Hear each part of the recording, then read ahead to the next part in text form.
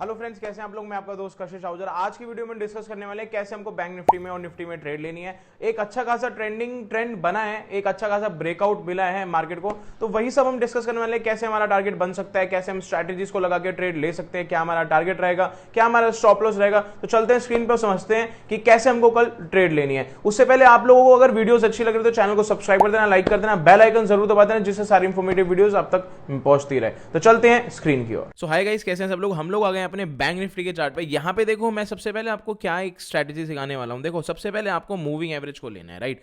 अभी देखो, moving average एक ऐसा इंपॉर्टेंट एवरेज होता है जो हमको, मूविंग एवरेज एक ऐसी स्ट्रैटेजी या ऐसा इंडिकेटर होता है जो हमको बहुत सारी चीजें दिखा देता है मार्केट के अंदर, राइट।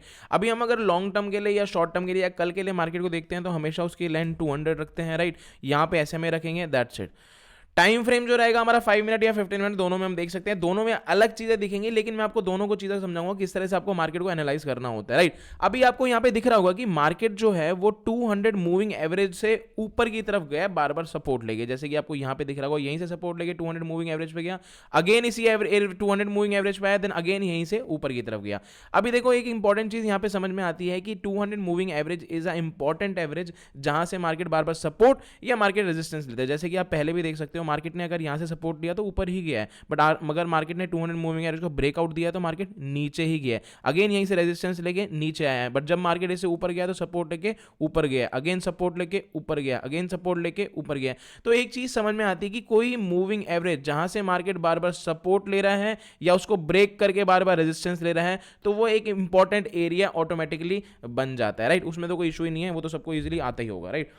अब हम समझते हैं हमको मार्केट को एनालाइज कैसे करना होता है या मार्केट में ट्रेड कैसे लेनी होती है, राइट। सबसे इंपॉर्टेंट चीज समझो यहाँ पे। सबसे पहली चीज, आप सब कुछ छोड़ दो, सारी स्ट्रैटेजी, सब कुछ इंडिकेटर सब कुछ साइड में कर दो। सबसे पहले आपको ड्रॉ करने हैं क्या, रेजिस्टेंस और सपोर्ट। अब यहाँ पे मुझे क्या दिख रहा है, देखो एक रेजिस्टेंस दिख रहा है इस एरिया पे, राइट। मार्केट यहीं से रेजिस्टेंस लेके पहले भी नीचे गया हुआ है।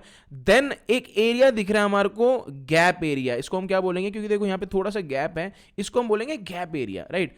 अगर हम ट्रेड लेंगे तो किस बेसिस पे लेंगे मैं ये भी समझाऊंगा, या किस बेसिस पे नहीं लेंगे, कब तक नहीं लेंगे, वो सारी चीजें इसमें क्लियर हो जाएंगी आपको, राइट। अभी आप एक चीज समझो, ये एक ऐसा एरिया है जहां पे मार्केट डिसाइडेबल नहीं है। मार्केट ऊपर भी जा सकता है यहां से सपोर्ट लेके, मार्केट यहां से नीचे भी आ सकता है, राइट।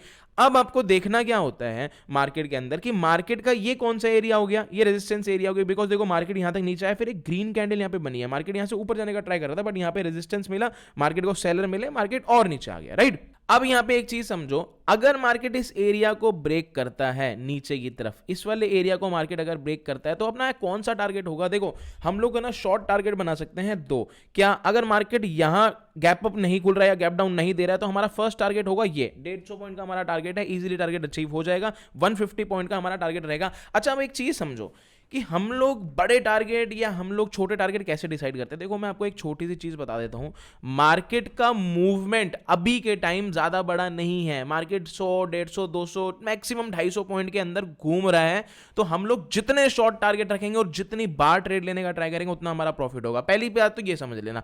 लेकिन उससे पहले एक इंपॉर्टेंट चीज ये है कि अगर तुम्हारा फर्स्ट ट्रेड में लॉस हो जाता है तो उसको कवर करने के लिए कभी मत भगो, वो और लॉस करवाएगा, है ना।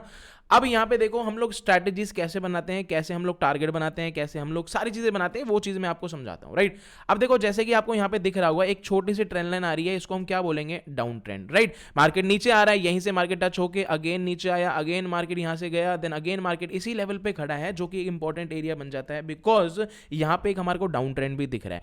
अगर मार्केट इस डाउन ट्रेंड को ऊपर की तरफ ब्रेक कर रहा है तो हमारा जो फर्स्ट टारगेट होगा वो हमारा फर्स्ट रेजिस्टेंस सपोर्ट होता है। ये चीज हमेशा ध्यान रखना कि फर्स्ट रेजिस्टेंस सपोर्ट हमारा हमेशा टारगेट होगा, क्योंकि मार्केट जा रहा है ऊपर, ऑल टाइम हाई बना रहा है, तो हमारे को ऊपर के टारगेट तो पता नहीं है, बट ऊपर के टारगेट बनते कैसे हैं, वो नीचे के टारगेट देख के ही बनते हैं। जैसे कि आपको यहां पे दिख रहा होगा, जितना मार्केट ने इस एरिया से ब्रेक किया अराउंड 250 पॉइंट के आसपास, वो सेम एरिया मार्केट ने नेक्स्ट डे कवर कर लिया 250 पॉइंट के आसपास। तो जो वो टारगेट बनाते हैं ना, वो हमारा उसी के अकॉर्डिंग ही बनेगा कि किस तरह से मार्केट कवर करता है या किस तरह से मार्केट ब्रेक करता है। जैसे कि बड़ा ब्रेकआउट कहां पे दिखा आपको, जैसे कि ये बड़ा ब्रेकआउट दिखा तो सेम कवर यहां पे दिखेगा। और जैसे कि देखो, यहां पे भी आपको दिख रहा होगा एक बड़ा ब्रेकआउट दिखा, ये अगर हम इसको लेंगे तो यहां पे हमको दिख रहा है कि अराउंड 290 पॉइंट के आसपास यहां पे ब्रेकआउट हुआ है। देन अगर हम इस सेम एरिया को इसको भी लेंगे ना, देखो 990, 300 के आसपास यहां पे भी ब्रेकआउट हुआ है, राइट। तो वो मार्केट सेम मूव करता है जब मार्केट एक टॉप डायरेक्शन में होता है, तो मार्केट के पास कोई ऑप्शन नहीं होता, मार्केट को सेम मूव करना ही पड़ता है, राइट। अब एक चीज यहां पे समझ लेना, क्या चीज समझनी है कि हमारे कल के टारगेट क्या रहेंगे या कल की ट्रेड कैसे लेने वाले हैं, अब ये समझ लेना, राइट। अगर मार्केट इस एरिया को ब्रेकआउट कर रहा है, मतलब ये एरिया कौन सा है, 43,681, मतलब अराउंड 700 के एरिया को अगर वो ब्रेकआउट कर रहा है, तो हमारा जो फर्स्ट टारगेट रहेगा वो रहेगा 43,800 के आसपास, राइट। आपको टारगेट कैसे ढूंढने हैं, सबसे पहली बात तो ये समझ लो, जो भी आपको फर्स्ट सपोर्ट या रेजिस्टेंस दिखता है वो आपका फर्स्ट टारगेट रहेगा, जो भी आपको उसके बाद सपोर्ट या रेजिस्टेंस दिख रहा है वो आपका सेकंड टारगेट रहेगा, और अगर मार्केट के पास उसके ऊपर कोई भी सपोर्ट रेजिस्टेंस नहीं है तो every 50 point is a target, her 50 point एक टारगेट है। अगर हमको ये भी देखना है तो हमारे पास एक इंडिकेटर आता है जिसको हम बोलते हैं पिवट पॉइंट, राइट। मैं आपको लगा के दिखा देता हूं, उससे आपको एक आइडिया आ जाएगा। जैसे कि देखो मैंने पिवट पॉइंट लगा दिया यहाँ पे इंडिकेटर, यहाँ पे आपको दिख रहा होगा कि देखो फर्स्ट टारगेट, मैं अगर सारे इंडिकेटर्स भी हटाता हूँ यहाँ से, ड्राइंग्स हटाता हूँ, देखो फर्स्ट टारगेट कौन सा बनाया पिवट पॉइंट ने, यही बनाया। सेकंड टारगेट उसने ये वाला क्यों नहीं बनाया, बिकॉज उसको लगता है कि मार्केट इसको ब्रेक करेगा तो और ऊपर जाएगा, वो कि एक बिल्कुल सही बात है। बट हम लोग अगर सेफ रहने के लिए अगर हम ट्रेड करते हैं तो हमको पता है कि यार मार्केट अगर यहाँ से ऊपर जा रहा है तो मार्केट यहाँ से भी टर्न ले सकता है, एक हेड एंड शोल्डर बना के किसी भी वे में टर्न ले सकता है। तो फर्स्ट टारगेट जो हमारा रहेगा, अगर मार्केट यहाँ से ब्रेकआउट कर रहा है तो ये वाला ही रहेगा 43,800 का, एंड सेकंड टारगेट जो हमारा रहेगा 43,850 का रहेगा। बट अगर इस एरिया का ब्रेकआउट मिल रहा है, क्योंकि ये ऑल टाइम हाई है, तो मार्केट 50 से 100 पॉइंट 200 पॉइंट कितना भी ऊपर जा सकता है, उसकी कोई लिमिट नहीं है, राइट। अभी फिलहाल के लिए मैं ये वाला इंडिकेटर हटा रहा हूं, बट आप इस इंडिकेटर को देख लेना, इंडिकेटर इंपॉर्टेंट है, इस इंडिकेटर को लगा लिया करो। वापस वीडियो देख लेना, चला गया अगर आपको इंडिकेटर दिखानी हो तो मैंने किस तरह से इंडिकेटर लगाया है, राइट। अब हम एक छोटा सा हिंट ले लेते हैं, पहले हम अपनी ड्राइंग्स वापस बना लेते हैं कि किस तरह से हम लोगों को ट्रेड लेनी थी। एक तो डाउन ट्रेंड बन रहा था यहाँ पे, हमको सबसे इंपॉर्टेंट यही था, राइट। अब उसके बाद यहां पे मार्केट के पास एक सपोर्ट या रेजिस्टेंस है, ये एक एरिया है। अगर इस एरिया का ब्रेकआउट हो रहा है तो देखो सबसे इंपॉर्टेंट एरिया कौन सा बन जाता है, 200 मूविंग एवरेज। क्यों, देखो मार्केट कभी भी जब भी ब्रेक होता है, जैसे कि आप यहां पे देखो कितनी बार भी देखो मार्केट ब्रेक होकर नीचे आ रहा है तो मूविंग एवरेज तक वो आके सपोर्ट लेके ऊपर जाता है।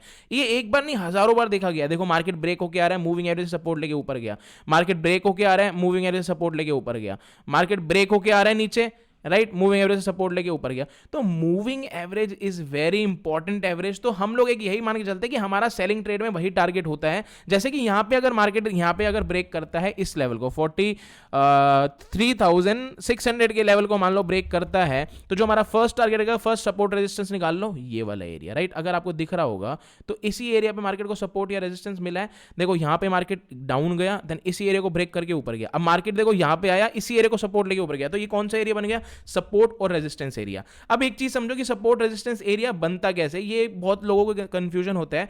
मार्केट कभी भी इस तरह से मूव कर रहा है, राइट।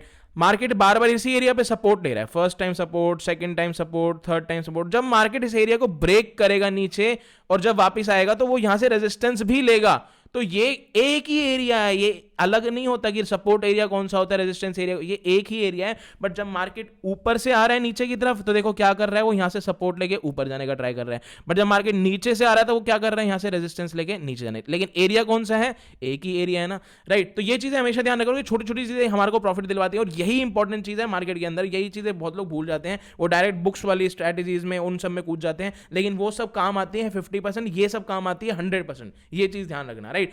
अब अगर मार्केट को यहां पे ब्रेकआउट मिलता है 43,600 का अगर ब्रेकआउट मिलता है तो फर्स्ट टारगेट जो हमारा रहेगा वो अराउंड रहेगा 43,500 के आसपास, राइट। अभी देखो स्मॉल टारगेट, वापस अगेन वही चीज आ गई कि यार स्मॉल टारगेट हम कब तक बनाएंगे। देखो अगर बाय चांस 100 पॉइंट या 150 पॉइंट का गैप डाउन ही मिल गया या गैप अप ही मिल गया तो हमको क्या करना है। तो आपको मैं एक चीज बता देता हूं, अगर मान लो मार्केट को 100 या 150 पॉइंट का गैप अप मिल रहा है तो आपको ये देखना है कि मार्केट गैप अप करके यहां से रेजिस्टेंस तो नहीं ले रहा। अगर मार्केट रेजिस्टेंस नहीं ले रहा है और मार्केट ऊपर की तरफ ब्रेकआउट दे रहा है तो आप इजिली यहां पे ट्रेड कर सकते हो और अच्छा खासा प्रॉफिट बनाओगे, राइट। अब एक चीज और समझो, अगर मार्केट को यहां पे ब्रेकआउट मिल रहा है नीचे की तरफ और मान लो 100 पॉइंट नीचे ब्रेकआउट मिल गया तो आपका सेकंड टारगेट जो रहेगा मूविंग एवरेज तक रहेगा, राइट। मूविंग एवरेज तक आप इजीली टारगेट बना सकते हो या अपने लो पॉइंट तक, यहां तक आपका इजीली टारगेट बन जाएगा, जिसका एरिया है अराउंड 43,390 या 3 मतलब 200 पॉइंट आपको मिल गए, राइट। बट अगर इस 200 मूविंग एवरेज का भी एरिया ब्रेकआउट हो जाता है तो आपके पास एक बड़ा टारगेट निकल के आ जाता है, कौन सा, ये वाला। जो यहां पे मार्केट बार बार रेजिस्टेंस लेके आया है, तो एक और टारगेट अपने को निकल के आ जाता है। मार्केट मतलब 300 से 400 पॉइंट फॉल कर सकता है, बिकॉज मूविंग एवरेज जब मार्केट एरिया ब्रेक करेगा तो वो बड़े पावरफुल एरिया से ब्रेक करता है। जैसे कि मैं आपको पहले भी दिखाता हूं, देखो मार्केट जैसे ही मूविंग एवरेज को ब्रेक किया, मार्केट फुल प्रेशर से नीचे आया, राइट। यहां पे देखो जैसे ही मूविंग एवरेज को ब्रेक किया, मार्केट एकदम से नीचे आया, जैसे ही मूविंग एवरेज को ब्रेक किया एकदम से नीचे आया। तो मूविंग एवरेज एक इंपॉर्टेंट एवरेज होती है जिसके बेसिस पे हम लोगों को ट्रेड, बहुत सारी ट्रेड्स मिलती है। जैसे कि देखो यहां पे मूविंग एवरेज का ब्रेकआउट हुआ, एकदम से मार्केट नीचे आया। अब मूविंग एवरेज की वापस सेटिंग देख लो। यहां पे मैं सेटिंग एक बार और बता रहा हूं, यहां पे आपको लेंथ जो है वो 200 रखनी है, उससे ज्यादा नहीं रखनी है या उससे कम नहीं रखनी है, और ये 200 रहेगी, तभी आपका 5 मिनट्स में काम आएगा वाली स्ट्रैटेजी, ठीक है। अब आपको इजीली समझ में आ गया होगा किस तरह से आपको ट्रेड लेनी है, कैसे आपको स्ट्रैटेजी लगानी है। इजी ट्रेड है, इजीली की बेसिस पे आप प्रॉफिट बना सकते हो। और जिसको वीडियोस अच्छी लग रही है, अगर आप लोग कमेंट करके बताओगे, लाइक करके बताओगे कि वीडियोस और बनानी है, तो ही हम और वीडियोस बनाएंगे, वरना इतना कोई हमारा इंटरेस्ट नहीं है यूट्यूब पे वीडियो डालने का या यूट्यूब से पैसे कमाने का, इतना हमारा कोई इंटरेस्ट नहीं है। बट हाँ, अगर आप लोगों की हेल्प हो रही है, आप लोगों को चाहिए वीडियोस, तो हम लोग आपके लिए वीडियोस बनाने के लिए तैयार हैं। जिसको भी वीडियोस चाहिए नीचे कमेंट कर देना, एक लाइक कर देना, सब्सक्राइब कर देना, बेल आइकन जरूर दबा देना, जिससे सारी इंफॉर्मेटिव वीडियोस आप तक पहुंचती रहे। और साथ में हमारी वीडियो को शेयर जरूर कर देना अपने फ्रेंड्स तक, अपनी फैमिली तक, किसी तक भी जो भी शेयर मार्केट करता है। Thank you so much guys, मिलते हैं कल की